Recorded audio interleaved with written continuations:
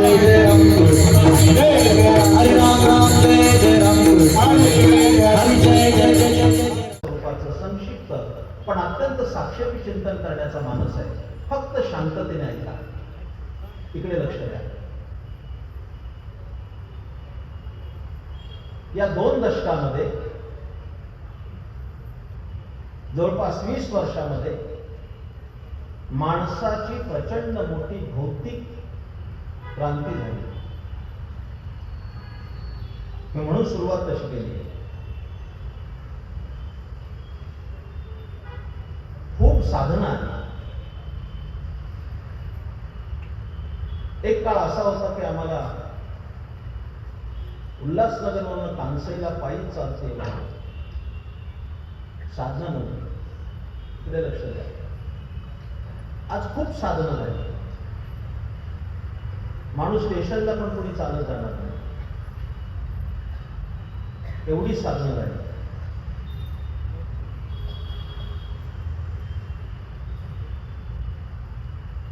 पण काय झालं तेवढं सांगतो. इकडे लक्ष द्या. आणि त्या पार्श्वभूमीवर या अभंगाचं चिंतन सांगतो. माझ्या सान्निध्यात खूप श्रीमंत माणसं आहेत. त्या दृष्टीनं पण मी श्रीमंत आहे. खूप श्रीमंत माणसं आहेत. इतकी श्रीमंत आहेत की त्यांच्याकडे किती पैसा आहे त्यांनाच माहिती नाही. पण त्यातल्या काही श्रीमंत माणसांचा असा समज आहे की पैशाने सगळ्या गोष्टी विकत मिळतात. हा त्यांचा समज नाही, हा त्यांचा गैरसमज आहे. आणखी विशेषण लावून सांगायचं झालं तर नुसता गैरसमज नाही तर गोड गैरसमज आहे. पैशाने सगळ्या गोष्टी विकत मिळतात. पैशाचं मूल्य मी जाणतो. अनेक मान्यवर सभामंडपात बसले, वेगवेगळ्या क्षेत्रातले अत्यंत धुरंधर माणसं बसली, त्याची मला जाणीव आहे. पैशाचं मूल्य मी ओळखतो. अफल्लक माणसाला या जगतात शून्य किंमत आहे. शिवाय पैसा नसेल तर कोणी विचारत नाही. हे आजच्या जगराहाटीतलं गणित आहे. आणि दुर्जनाचे पैसा असेल तर दुर्गुण सुद्धा सद्गुण वाटतात असा काळ आहे. हा जबाब तुम्ही काय करा. पैसा पाहिजे. संसार असो नाही तर परमार्थ असो, पैसा पाहिजे. त्याचा उत्तम पक्वा होत आहे. दोघे जण शाही गेली तर 2000 रुपये द्यावेच लागते. कोळसा घालणार. भजन करणारे सगळे टाळकरी 1,000 रुपये टाळाची किंमत आहे. भजन करायचं झालं तरी टाळ पाहिजे. प्रपंचाचा विषय नाही, पैसा पाहिजे. पण पैसा मिळवणं हे अंतिम ध्येय नाही, हे पण लक्षात ठेवलं पाहिजे. आता काय सांगतो ते ऐका. तुमच्याकडे किती पैसा असेल पण त्या पैशाच्या बळावर जगाच्या बाजारपेठेमध्ये कोणत्याही दुकानात भूक विकत मिळत नाही. की ज्याची त्यालाच लागावी लागते.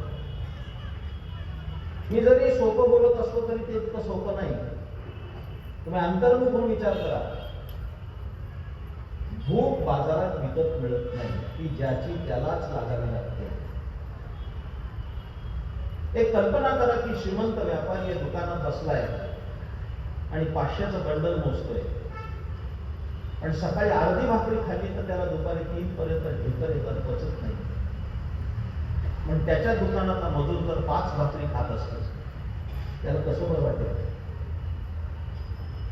काय कोणाला माहिती घडतं काय गणित झालंय. देवाने श्रीमंताला भूक ठेवली नाही. गोर गरीब जेवतोय, 4 वेळा जेवतोय. भूक ही श्रीमंती आहे. सगळ्यांना नाही मिळत. इकडे लक्ष द्या. तुमच्याकडे किती पैसा असेल त्या पैशाच्या बळावर जगाच्या बाजारपेठेमध्ये कोणत्याही दुकानात झोप विकत मिळत नाही. बघा ती ज्याची त्यालाच लागावी लागते.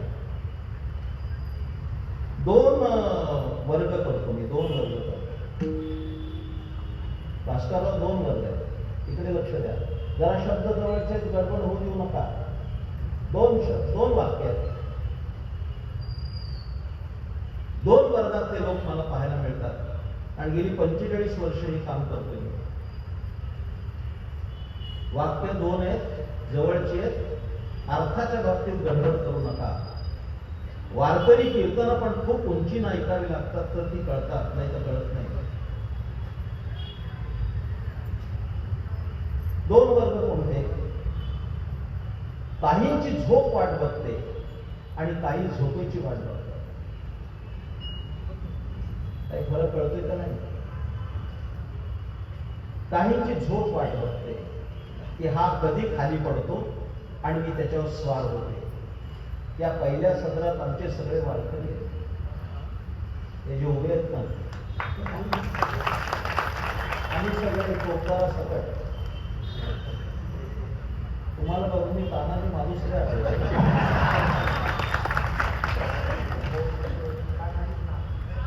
बंद झाली आता. ते म्हणजे मी मिलिटरीत होतो, माझं नाव तानाजीच आहे. आता मिळवली सगळी. बरं वाटलं बघून. काय हिंमत आहे एखाद्याची महाराजाजवळ येईल असा चौक. नाही तर चौक जर असा उद्बत्ती करणार खोकला तर जाईल. That's all. इकडे लक्ष द्या. किती पैसा असू देत, पहिल्या वर्गात आमचे लोक, आपल्या वारकऱ्यांना झोपेची काळजी नाही. तर आणखी व्याख्या सांगू का? पडल्या पडल्या झोप लागते त्याला पण वारकरी म्हणायला मी तयार नाही. झोप लागूनच खाली पडतो तो खरा वारकरी. कित्येक लोक मी बघितले चालू कीर्तनात पडल्यावर कळतो तो झोपलाय.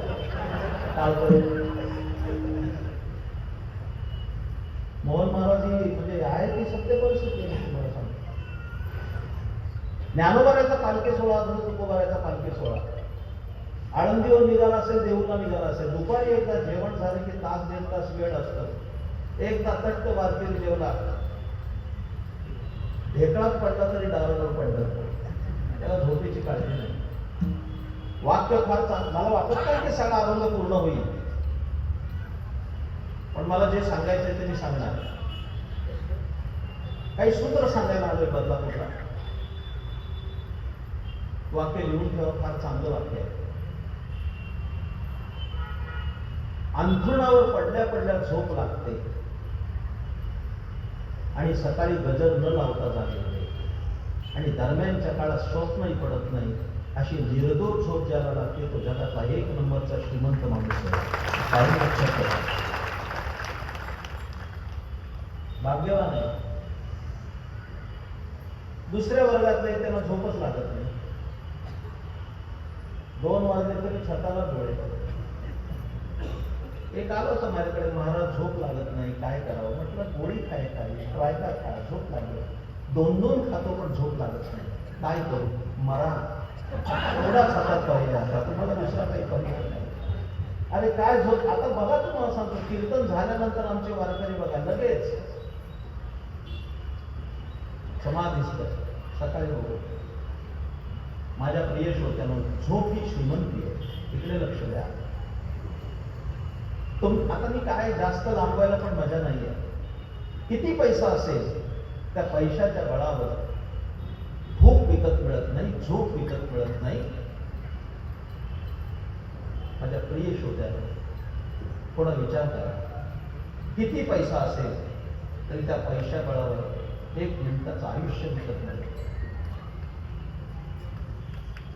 भोकाड असो नाही तर बीच काढली असो, लीलावती असो,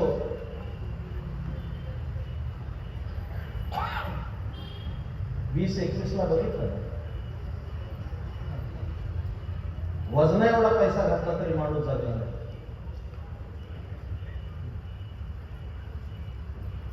तरी माणसं सुधरत नाही.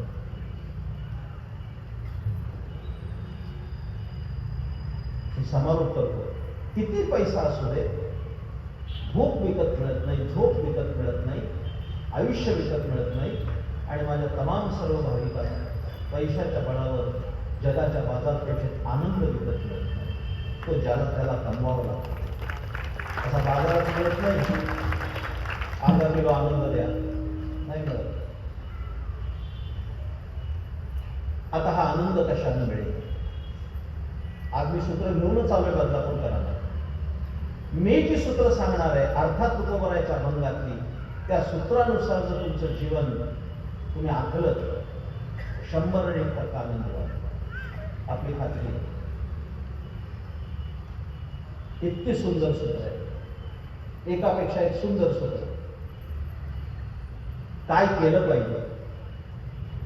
समाज प्रबोधन करणाऱ्या माणसांवर खूप मोठी जबाबदारी आहे. आणि समाजाला जर विचाराचं आणि नैतिकतेचं शिक्षण द्यायचं असेल तर हा विचार होणं गरजेची गोष्ट आहे. सगळे जबाबदार लोक बसले, त्याच्यामध्ये सुशील गृहिणी आहे, वात्सल्ययुक्त आई आहे, मुलांना शिक्षण देणारा जबाबदार बाप आहे. हे काही फक्त कीर्तन महोत्सव चाललाय, गेलं पाहिजे आणि फुल टाइम ट्रस्ट म्हणून आलं पाहिजे एवढा कीर्तन महोत्सवाचा हेतू नाही. आमच्यात काही परिवर्तन झालं तर 23 वर्ष खाली आली, आणि जर बदलच झाला नसेल तर इयत्ताच बदलली नसेल असा अर्थ होईल. 25च्या उंबरठा उत्सव सुरू आहे, मला कीर्तन आहे इकडं बघ. असा काही नियम नाही की पक्वाजन ऐकून आहे. आणि आनंद तुला पण पाहिजे, इकडे लक्ष द्या.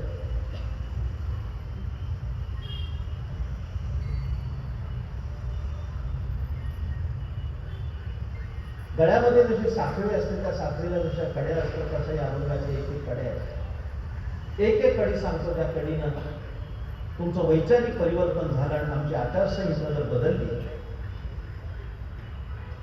एक मराठी शब्द आहे, त्याला काय म्हणतात, तुमची जीवनशैली कशी आहे त्याच्यावर तुमचं जीवन अवलंबून आहे. शैली बिघडली असेल तर जीवन बिघडणार आहे. त्याला इंग्रजी भाषेमध्ये लाईफस्टाईल म्हणतात. लाईफस्टाईल. ती जी तरुण मुलं आहेत त्यांना सांगतो, लाईफस्टाईल जर बदलली तर लाईफ खरा समजेल, बदल होणार नाही. आणि काही परिवर्तन होणं हा उत्सवाचा मुख्य हेतू आहे. नाही तर लक्षावधी रुपये साहेबांना आणि आप्पांना घालायचं काय कारण आहे? मी आणखीन अभिनंदन करणार आहे माझ्या सगळ्या मातृवर्गाचं, या नारी शक्तीचं, त्या बसल्या सगळ्या माझ्या माता भगिनी. कारण सिद्धांत तसा आहे, ज्याच्या हाती पाळण्याची दोरी ती जगात येऊन. माझीही आनंदाची सूत्र त्यांनी मुलाला